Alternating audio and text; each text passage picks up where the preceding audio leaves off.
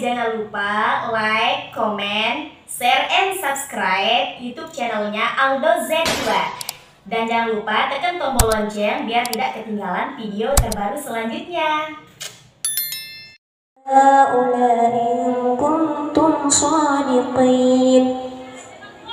Sadaqallahul Ini tanda-tanda. Luar biasa. Oleh Bapak Bupati Lombok Timur atau pejabat yang mewakili kepada Dinas Sosial Haji Suroto SKM MKes, waktu dan tempat kami haturkan. Bismillahirrahmanirrahim. Bismillahirrahmanirrahim. Assalamualaikum warahmatullahi wabarakatuh. Alhamdulillah wa syukurillah. La haula wa la quwwata illa billah. Allahumma sholli ala sayyidina Muhammad wa ala ali sayyidina Muhammad amma ba'du. Al-Mukarram, Bapak Tuan Guru Dr. Salah, Bapak-bapak Ustadz, Tuan Guru yang lain, jamaah sekalian, anak-anak sekalian yang berbahagia.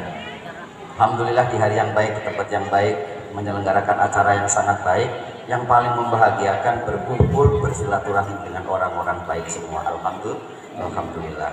Bapak Ibu sekalian, kami sampaikan bahwa Bapak Bupati masih berada di luar daerah, kegiatan di luar daerah, sehingga baru saja jadi menjelang sholat zuhur saya mendapat tugas dari ajudan untuk mewakili Bapak Bupati yang ada di tempat ini, yang tadi pagi juga ada di tempat lain kita kegiatan, sehingga namanya ditugaskan berharap sekarang juga berangkat. Untuk itulah mungkin nanti kalau hal yang kurang apa-apa yang kami sampaikan belum sesuai dengan harapan Bapak Ibu sekalian, kami mohon maaf.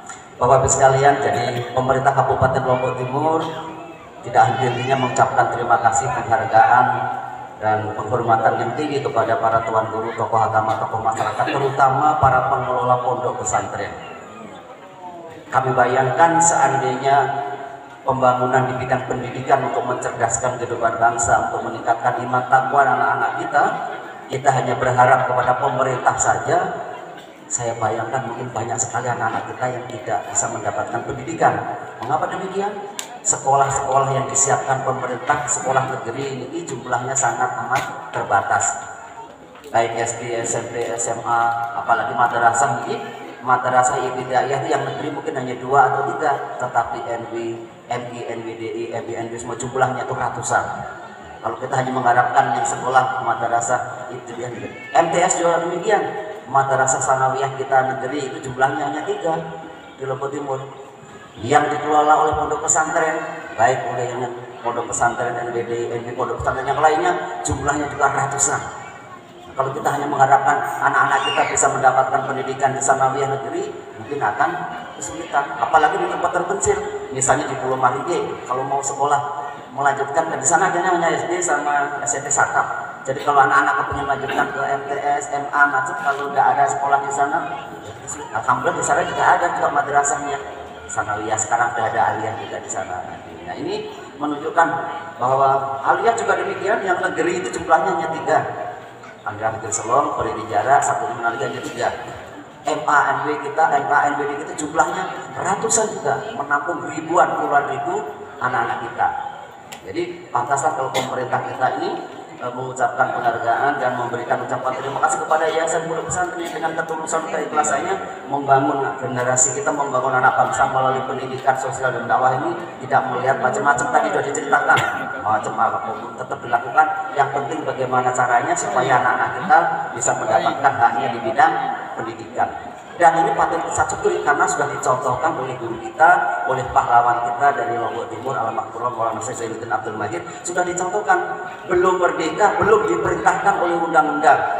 Undang-Undang Dasar 45 itu kan tahun 45 memerintahkan untuk mencerdaskan kehidupan bangsa, wajib ada undang-undang pendidikan baru. Tapi kan Al-Makturum itu sudah mencetuskan, sudah mendirikan lembaga pendidikan ini kira-kira sebelum merdeka atau setelah merdeka? Sebelum merdeka. Tahun 1937 sudah mendirikan madrasah induknya yang namanya NWDI, sudah mendirikan lembaga pendidikan. Belum merdeka sudah mendirikan. Nah, sampai sekarang masih berkembang sampai jumlahnya tersebar di seluruh Indonesia. Nah, ini bukan hanya di pendidikan yang kaum laki-laki. Sebelum negara-negara dunia menyampaikan isu tentang kesetaraan gender, equity, pembangunan tidak boleh, pendidikan tidak boleh membedakan laki perempuan, semua harus sama. Raden Ajeng Kartini yang dia santriwatinya Syekh Soleh Darat di Semarang. Jadi Raden Ajeng Kartini itu ternyata santrinya Kiai Syekh Soleh Darat yang di Semarang. Penghafal termasuk dia hafiz, penghafal Quran juga. Ketika itu Raden Ajeng Kartini itu murid, nggak mau belajar itu gara-gara dia karena disuruh baca ini tidak tahu apa yang dibaca, sehingga beliau memohonlah kepada Kiai Soleh Darat untuk menerjemahkan Al-Quran supaya orang-orang, mohon maaf, orang Jawa saja paham apa dengan Al-Quran macam-macam, disuruh menerjemahkan. Atas usulan itu akhirnya berhasil lah Syekh Soleh Darat itu di sejarah sendiri berhasil menerjemahkan Al-Quran hanya sampai juz 15 dalam bahasa Jawa. Dalam bahasa sekarang kitab terjemahannya dibawa oleh Belanda, nggak ada di museum Belanda sampai juz 15 terjemahan Al-Quran dalam bahasa. Kalau sampai sekarang sampai juz 30 tafsir terjemahan Al-Quran bahasa Jawa macam-macam, kalau di Jawa banyak dijual semua, malah dipakai ceramah-ceramah macam ya, tetap Al-Qurannya tafsirnya itu pakai bahasa Jawa. Kalau namanya bahasa pondok-pondok semua, kalau ngaji kitabnya dulu bahasa Jawa semua. Alhamdulillah kalau sudah berhenti boleh yang sudah punya mau tulis pakai bahasa Jawa dong, membaca Jawa caranya itu karena kebetulan lulusannya lulusan itu zaman. Nah itu sehingga Raden Ajeng Kartini punya cita-cita satu yang belum kepingin mendirikan di Indonesia itu ada sekolah perempuan. Cita-cita yang sangat diinginkan supaya perempuan-perempuan pribumi itu tidak ketinggalan dengan laki-laki. Kami zaman dulu ada tangguh perempuan itu sekolah macam-macam, sehingga Raden Ajeng Kartini punya cita-cita sampai tahun 1901 sampai beliau menjauh yang tidak keturutan hanya satu, kepingin melihat ada sekolah perempuan di Indonesia.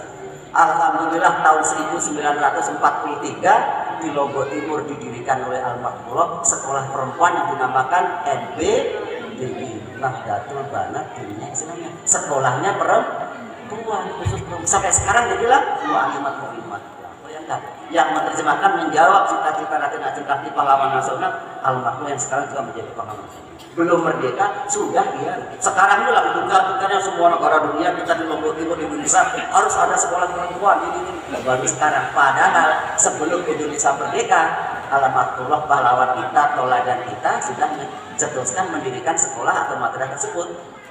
Pantas sekarang ini tema Hari Pahlawan 2 hari lagi namanya Pahlawanku, Tauladanku. Tauladan menjadi contoh, menjadi suatu contoh kita. Nah inilah kita tidak perlu berguru yang lain. Dan alhamdulillah sudah menjadi pahlawan nasional. Jangan sampai tidak tahu kalau ada pahlawan nasional di Lombok Timur. Tahu kan almarhum sekarang sudah menjadi pahlawan nasional. Karena jarang disebut-sebutkan di sekolah ini. Selalu kalau sebutkan pahlawan, Pangeran Diponegoro, Imam Bonjol, Teguh Umar, Patimura, jarang ada yang menjadi pahlawan. Ada pahlawan gitu. Gitu. Karena jarang diajarkan di sekolah.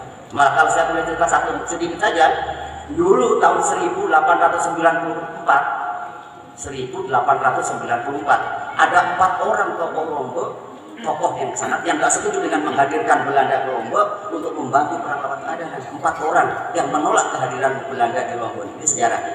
Pertama namanya Mami Hormat, kedua namanya Guru Alim, ketiga namanya Guru Kalimin, keempat namanya Syekh Al-Khadim, Sayyid Al-Khadim. 4 ini.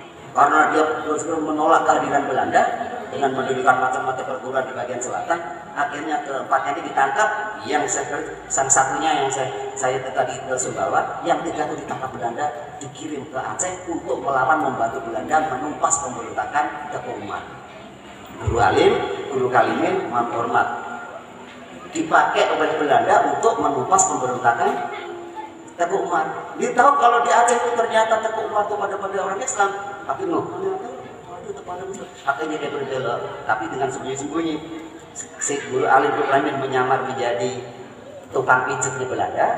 Mami Hormat karena dia masih muda, terang-terangan dia berbalik arah membantu Teguh Umar. Ditembaklah sama Belanda. Sekarang makamnya ada di Aceh, namanya Makam Pembantaian. Maksudnya makam orang Lombok yang ada di Aceh. Pahlawan Lombok yang ada berjuang di Aceh. Lalu jarang keterangan guru-guru kita di sekolah dasar. Pernah kita terangkan sejarah yang itu? Pernah. Ditangkap laki-lakinya, meninggal di sana.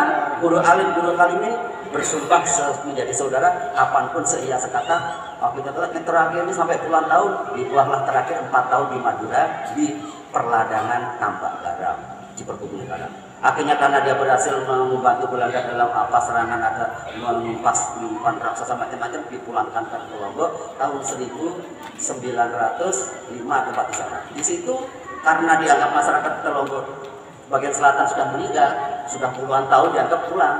Disebutlah dia setelah meninggal itu namanya menjadi Baluk Jawa. Itulah kalau kita ke bagian selatan ada namanya makam Baluk Jawa. Orang tiap nama Baluk Jawa dengan Jawa, padahal enggak. Cuma karena kalau orang sudah diusir dibuang dari Lombok ke Lombok, barannya jauh Jawa doang. Padahal ada Kalimantan, Aceh macam-macam, sehingga sebutannya sekarang ada nama makam Baluk Jawa. Itu guru Alim sama guru Kalimantan. Silakan diklik di Google, sudah ada filmnya, sejarah perjuangan Baluk Jawa. Cuma belum ada referensinya macam-macam, mungkin masih panjang kalau mau misalkan menjadi paham, harus punya bukti-bukti yang lain, bukti-bukti sejarahnya belum ada yang mengumpulkan. Ini salah satu sejarah bahwa perjuangan kita dari masyarakat Lombok mengusir Belanda itu bukan hanya berjuang di Lombok, berjuang sampai di Aceh, di mana dia sampai. Ini salah satu. Sekali lagi pemerintah daerah itu mengucapkan terima kasih kepada Tuhan. Banyaknya pondok pesantren macam-macam sangat membantu pemerintah. Dan pemerintah alhamdulillah semua pondok pesantren sekolah swasta diberikan hak yang sama oleh pemerintah. Silahkan menjadi guru suatu macam, usul sertifikasi diperbolehkan, usul BOP macam, mau usul KIP. Kalau di sosial biasanya tiap hari datang ke kantor kami usul KIP namanya, Kartu Indonesia Pintar, bisa sekolah mencari itu, jadi semua diberi hak yang sama, mau macam-macam segala macam sama. Bahkan tahun 4 tahun ini pemerintah Lombok Timur saking cintanya Bapak Bupati Lombok Timur terhadap Al-Quran. Dan masih ingat kan nama Bapak Bupati kita? Saya Rana. HMSA Haji Muhammad Sukiman Asmi. Sebut bupati dong, aku lupa palsu Iman. Sangat cinta kepada Al-Quran. Semua desa sekarang diperintahkan untuk mengadakan SDG macam-macam. Pemerintah kabupaten setiap tahun mengeluarkan anggaran 6,5 miliar untuk tahfiz Quran, untuk pondok-pondok yang dicuma. Jadi kalau ada yang pondok tahun ini kan kebetulan nggak lewat kantor kami. Kalau dia satu anak bantuan operasional tahun itu 5 juta. Kalau dia nanti dia bisa masuk, jadi tahun ini yang dapat bantuan itu 1.300 santri. 1.300 santri. Ada yang dapat 10, 15, 20, tergantung yang di bupati. Kalau sanggup ada programnya penghafal di pondok itu. Ini yang mendapat perhatian Bapak Bupati. Jadi ini yang sudah ada. Nanti tinggal diusulkan proposal kalau memang sanggup, ada berapa jumlahnya, diperiksa dulu di asesmen. Karena ada juga yang datang sanggup membuat penghafal 30, kita datang di 30. Bingung kita cari, nggak bisa. Kalau bilang berani 20, 30, syukur kalau lebih. Itu ada bantuannya. Kebetulan bantuannya lewat kantor kami dinas sosial. Tapi lewat keputusannya di Bapak Bupati. Ini yang dapat kami sampaikan. Berkaitan dengan masalah macam-macam sekian, silakan nanti kalau tadi sudah difasilitasi untuk lokasinya Pak Bupati, kalau masih membutuhkan dukungan Bupati, silahkan membuat proposal lagi kepada Pak Bupati. Biasanya kalau mau langsung dapat ketemu itu biasanya pagi habis subuh, biasanya selesai dari masjid itu sudah banyak yang mau bertemu tiap hari. Pagi subuh itu sampai jam 6:30 biasanya banyak masyarakat yang kebetulan mungkin punya kepentingan khusus. Silakan, tapi tetap berkomunikasi dulu dengan ajudan beliau. Jangan sampai nanti nggak janjian datang ke sana nanti kan repot itu. Nah, ini yang perlu kami sampaikan. Yang terakhir, karena tadi disebut di sini ini mau didirikan ini tahfiz, bukan mau untuk tahfiz. Dan katanya sudah juga mulai berlangsung. Saya ingin absen dulu untuk 1 atau 2 menit. Kira-kira yang sudah mulai ikut tahfiz sudah ada? Ini kira anak-anak yang sudah mulai ikut tahfiz. Ini coba angkat tangan. Ada yang mulai daftar sudah menjadi peserta? Ada kan? Ada. Oke. Ada yang berani testimoni? Coba ada mana-mana juz 30 1-2 ayat sini biar saya kasih tanda kita sendiri. Ayo, siapa berani? Ya, siapa yang berani ke sini sebentar? Tunjukkan kita kalau memang sudah ada untuk menyemangati ada yang mau daftar lagi. Silakan, ada yang berani maju, dapat hadiah, nanti dapat hadiah. Oke. Ada yang berani maju? Juz 30, syukur kalau berani juz 1, apa kita dengar mana-mana 1 ayat 2 ayat biar yakinkan namanya mau dibuat pondok tahfiz nanti kan. Ya, silakan maju. Ayo maju sini. Apa-apa. Atau sebagai penutup itu untuk meyakinkan bahwa memang betul ada tahfiz di Resulatan.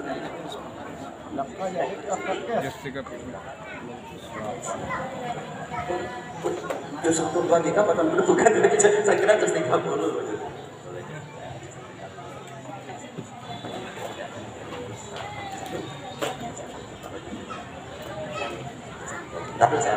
saya juz 1 berarti 5 kali 6 berapa? 5 kali 6 30. Berarti kalau sudah sebut 30 itu berarti harus tanda-tandanya 30. Bismillahirrahmanirrahim. Wa idh qala rabbuka lil malaikati inni ja'ilun fil ardi khalifah qalu ataj'alu fiha man yufsidu fiha wa yasfiku ad-dima' wa nahnu nusabbihu bihamdika wa nuqaddisu lak qala inni a'lamu ma la ta'lamun wa 'allama وعلم آدم الأسماء كلها ثم عرضهم على الملائكة فقال أنبئوني بأسماء هؤلاء إن كنتم صادقين. Sadaqallahu adzim. Ini tanda-tanda. Luar biasa. Mana yang kasih lagi? Hello guys, jangan lupa like, comment, share, and subscribe YouTube channelnya Aldo Z2. Dan jangan lupa tekan tombol lonceng biar tidak ketinggalan video terbaru selanjutnya.